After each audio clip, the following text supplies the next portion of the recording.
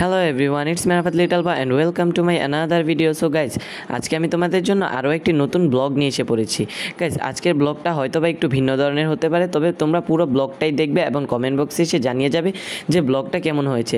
Guys, recently আমার অনেক ইলিশ মাছ খেতে মনে চাচ্ছিল। তারপর আমি আমার ভাইকে বলেছিলাম যে ভাইয়া, আমার অনেক ইলিশ মাছ খেতে মনে চাচ্ছে, তুমি আমাকে ইলিশ মাছ এনে দাও। তারপর আমার ভাই বললো আচ্ছা, তুই কালকে সকাল হতে দে, তারপর আমি তোর জন্য ইলিশ মাছ নিয়ে আসবো।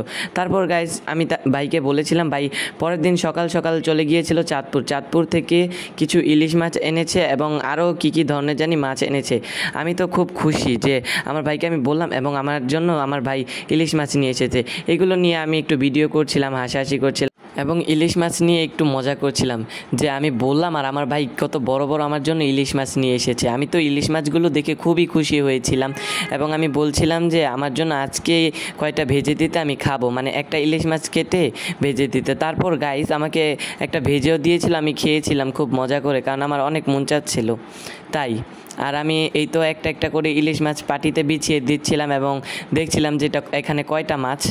এই মাছগুলো খুব টাটকা ছিল এবং সতেজ ছিল, কারণ আজকে সকালেই তো এনেছে, তাই আনার সাথে সাথে আমি ব্যাগ থেকে খুলে এগুলোকে বিছিয়ে দিচ্ছিলাম এবং বারবার হাতে নিয়ে দেখছিলাম, একটু ঘোরাঘুরি করছিলাম, কারণ আমার খুব ভালো লাগে ইলিশ মাছ খেতে।